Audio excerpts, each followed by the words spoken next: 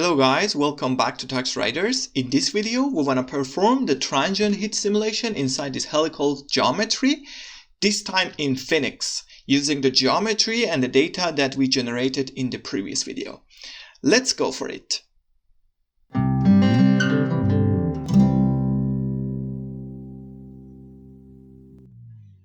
Okay, so in the previous video we installed FEniCS and we also prepared the geometry file, the mesh file, let's say, to be imported into FEniCS. And then, as I said, FEniCS is very similar to FreeFEM, and it needs you to derive the weak formulation of the PD, of the partial differential equation that you want to solve. I described this file generally the way that you need, the steps that you need to take to derive the weak formulation, a little bit in the details in the FreeFEM video, so please watch it if you haven't done that yet. But, as I said in that video, we will cover all these concepts later on in a dedicated series on finite element formulation. But for now, this is a very basic concept that you need to know that here we want to solve the heat transfer equation, the transient heat transfer. So this is this part, the left hand side is a transient, but the temporal term. And the right hand side will consider only the diffusion, so no convection, no radiation, no anything else. And we define two subspaces, two function spaces, one for the tests function, one for trial functions. And the trial function is the space on which the let's say the solution will be will belong to. So we multiply each side of the equations, any term of the equation that we want to solve, to an arbitrary function that is a function that is a member of this test function space. And then we integrate them on the domain that we have, and then by separating the term that has a second order derivation by the integral by parts technique, we will have something like this. Then we apply the green divergence theory on one of the terms, on this term, and we convert it to a surface integral on the surface of the domain. And then we apply some of the properties of the domain of these function spaces that we have, like here on this one. And as a result, it will be 0. So the integration by part, which was actually intended to reduce the order of the differentiation of the derivative terms in our equation, can eliminate it. So can eliminate the second order, and it can be written like this. So the only term that remains is this one. And then for the left hand side, we discretize it using a finite difference principle. We have already discussed finite element in details, in depth. You can check it out if you're interested to know more about this. Using the finite element, finite difference, so this is the current time step, this is the previous time step, and this is the time step length. And then the equation will be like this, and this is a final form of the weak formulation, let's say. So as you saw, we implemented this weak formulation in FreeFEM, and in this video we want to implement it in FEniCS. And you will see that it is similar to FreeFEM. This is very, very easy to implement in FEniCS as well. So this is the T, the temperature that we want to solve the equation for to obtain it. And then this is the temperature for the previous time step, and this is the weak formulation of let's say the weak equivalence to the diffusion term. And similar to FreeFEM, we need a script file. In this case, it will be Python, as I said. Also, in previous video, you saw that I need to deactivate the Conda environment that I have. Then I go to desktop. And these are the files that I have, as you can see here. So these files, this is the mesh file in XML format. That is a format that we generated using Dolphin Convert utility. I told you, please watch the previous video, because that's where we actually generated these files. We produced these files from a mesh that we had exported from Salumi. you may be also interested to watch that video. And then we use GMSH to create some physical entities on it, and then with Dolphin Convert we had this file and then 2 files for the physical entities and the labeling of various boundaries. So now we have to go to define a file. I will call it like the same name that I had for the FreeFem. So it will be transient heat. I press enter, and this is the Python file that we have. So I open this with the Tom, and now here we will have the file ready to be to type our commands. And as you know, the first command will be importing the FEniCS, and then we start to read the mesh, load the boundary condition labels, and defining the function spaces and trial and test functions, and implementing the Vic formulation and solving the equation. So everything will be very similar to FreeFem. So the first step will be importing FEniCS. So from FEniCS we import everything, and then everything will be imported here. All the Dolphin functionality for the mesh, for the mesher. So FEniCS has also a powerful mesher that you can use to create elements, some elementary shapes, and also modify the meshes and this kind of stuff. And then we define the variables that we want to have. So this is the final time. Then a couple of variables that we had also in the FreeFem code. And this is the time step. So in this case, we will have like 20 steps only. But yeah, you can increase this. It doesn't matter. Later on, you can change it. And now we have here a very big, I would say, diffusion coefficient, because yeah, as you may remember in the previous video we discussed like the scale or the units of the geometry, and it is actually very important, especially when you want to have like simulation in programs that they have pre-built models, like in the Elmer or Codaster that we will discuss later on. But here, because we have full control on everything, we can assume that the geometry was dimensionless, and then we can define the dimensions, the units that we want. And here I have inserted a big diffusion coefficient just to see the effect faster. And then for the input and output, I will define 2 variables defined as U. You can choose a better name, but here it is 20 and -20, so a hot and a cold temperature input for the heat exchanger. And then we define a variable to hold the name of the input file. In this case, it's helix XML, and they are in the same directory. They are both on the desktop. And mesh equals mesh with the mesh object as the constructor. We pass the XML file to it. So here, you can refer to the previous video. There I discussed this, and then we had this code as well as the function call to mesh function to initialize these objects that we need to define the mesh and the boundary conditions. And then we define a function space similar to FreeFem. We define it as the first order finite element space in which we have the degrees of freedom on the nodes, and not the elements, or like in a 0 order finite element, or in the center of edges or other regions of the elements in higher order finite element. So this is a first order finite element using Lagrange polynomial. As I said, we will discuss this concept later on in details in the finite element series. And then 2 boundary conditions on Dirichlet boundary conditions, because they are fixed temperature, and we define it on a V function space and a constant using constant with U in.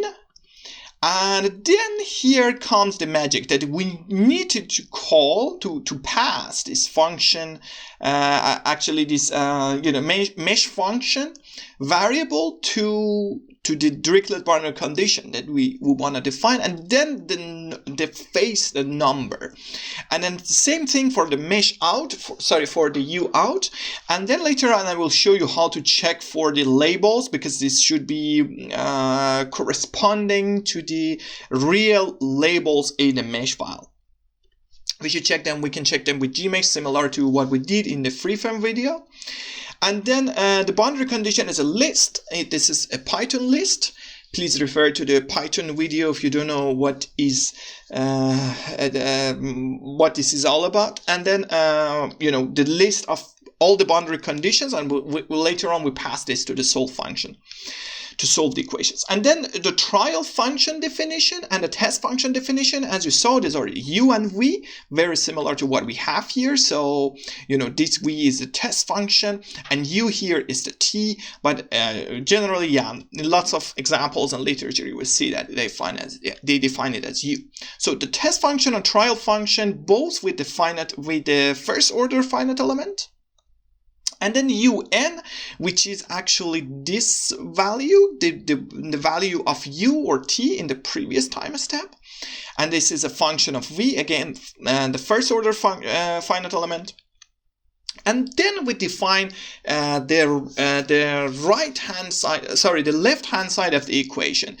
And as you can see here, generally it is the Vig formulation. Sorry, this is not a left-hand side. And then later on, we can ask FEniCS to define the right-hand side and left-hand side of the equation for us. So this is the whole Vig formulation. This is this one. As you can see, TV, which is this one, and dx as, here it is the generalized version.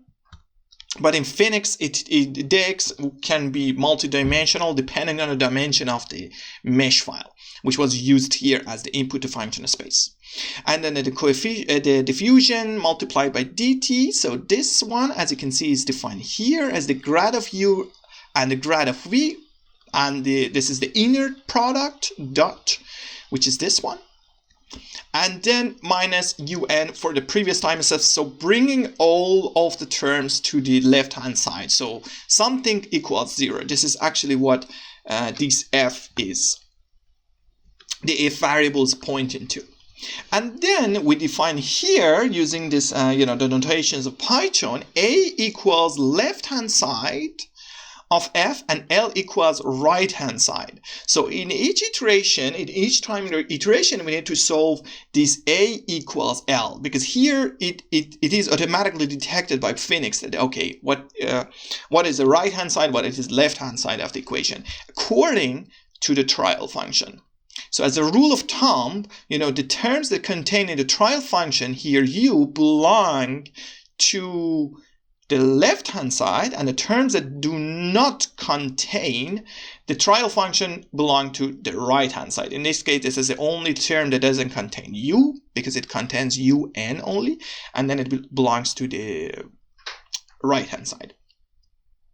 And then, again, U is a function of V. Sorry, this is to define. Previously, it was a trial function, but now this is needed with the legacy FEniCS to define it as a function again.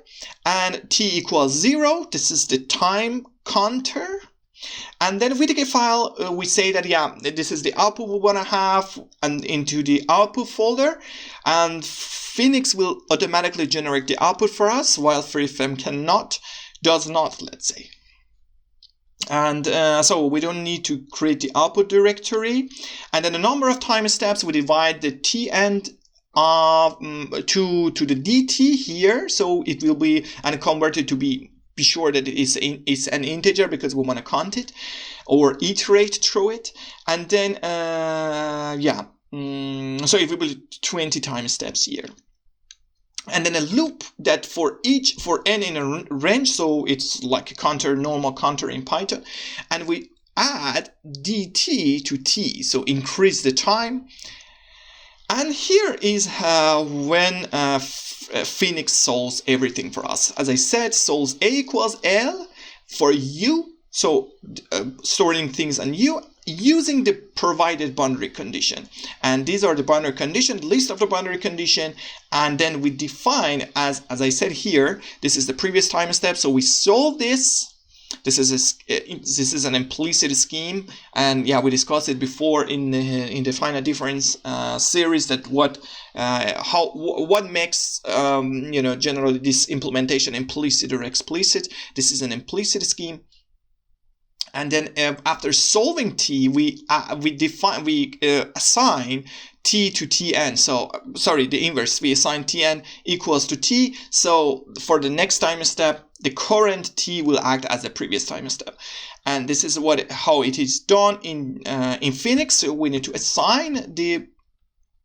use the assign function, and then after that we store the output to the VTK, or here is a PVD file.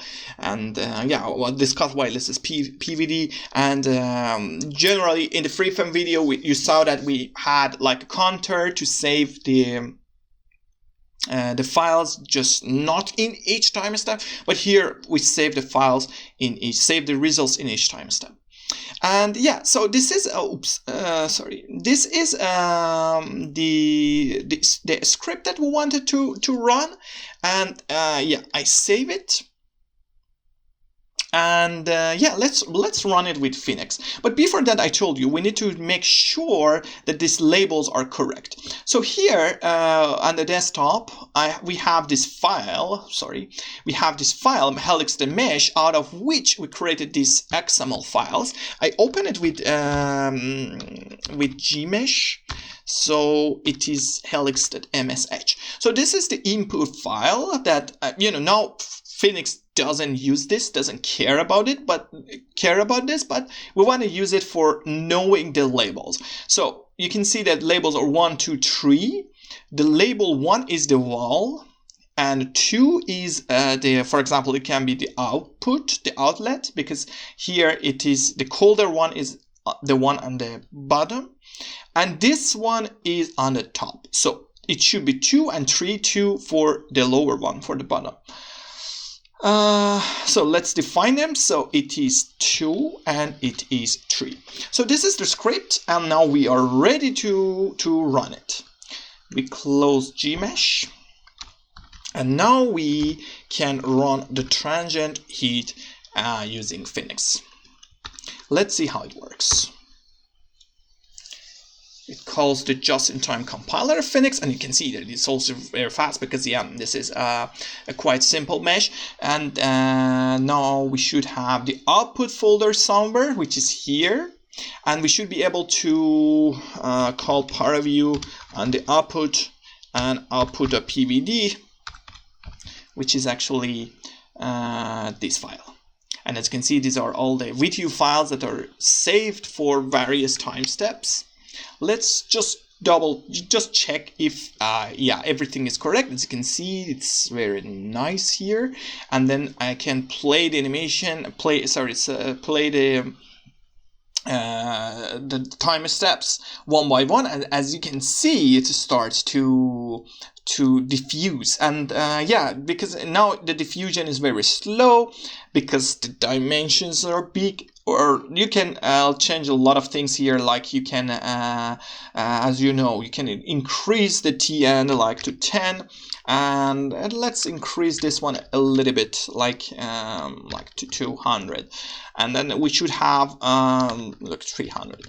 We should have now a faster, let's say, simulation, a faster diffusion, and also longer one, that we can see what happens in, after t equals 10. In this case, it can be second, but as I said, this is dimensionless because we didn't have any dimension here. It depends on the dimension that you choose for the diffusion rate.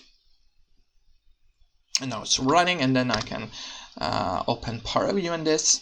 And now it should be faster, so I choose another color scheme for it, and yeah, here it goes, and then it starts to diffuse. As you can see, this is the heat going on, and if I continue it, if I choose, you can try it later, if you choose like other values, for the diffusion rate and for the last time step, for the final time. As you can see, yeah, it's diffusing very nice. It can be in the end something like this. That yeah, this is what we had in the FreeFem video.